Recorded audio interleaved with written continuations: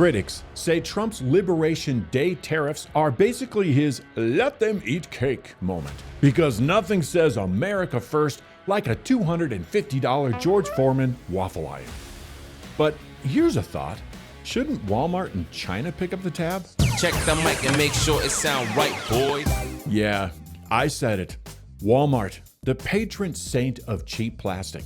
You go in for socks, come out with a lawn chair, a loaf of bread, and a receipt that's basically a love letter to China's military budget.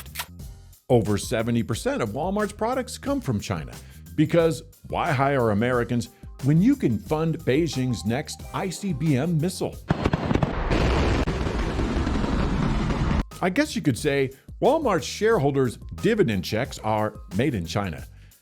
Now, I know what you're thinking, but Brian, will consumers suffer under tariffs? Sure, some might, including me. But let's ask the better question. Why? Passing cost onto the consumer isn't a rule, it's a choice. While Walmart suggests they'll pass some cost onto the consumer, Target has taken a different approach. In a letter to suppliers, the company wrote, Target will not accept any new cost increases related to tariffs on goods imported from China. Meanwhile, Walmart's motto, save money, live better, feels more like save us money, live worse.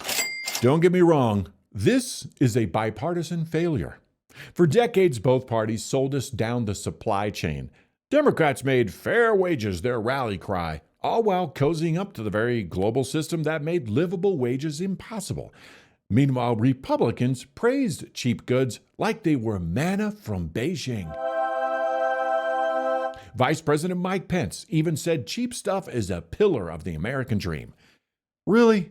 Because last I checked, the American dream didn't involve a 5-piece plastic Tupperware set and a clearance aisle throw pillow. But what role does faith play in tariffs? James 5:4 says, Behold, the wages of the laborers who mowed your fields, which you kept back by fraud, are crying out against you. Sound familiar? That's not just the fields. It's the factories, the warehouses, the folks on both sides of the ocean getting squeezed while executives cash in. Now, Senator Rand Paul, he says trade imbalances are not a thing. The Apostle Paul reminds us in Romans 13 that governments exist to protect the people, not to outsource their wealth to the lowest bidder. For the one in authority is God's servant for your good. But if you do wrong, be afraid. For rulers do not bear the sword for no reason.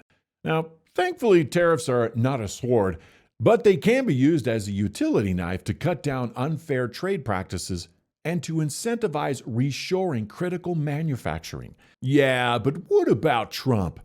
I know. How ironic that the guy with gold-plated everything is saying we've got to break our addiction to cheap stuff from blue light specials and start building more of our own products again.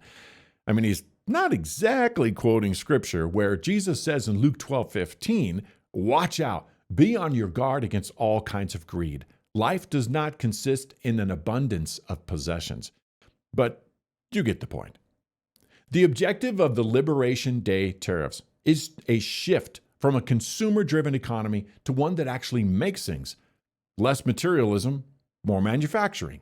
And last I checked, no nation builds lasting wealth on basement bargains and Black Friday markdowns. It sound right, boys. To his credit, President Trump did admit his tariff scheme might cost some temporary pain.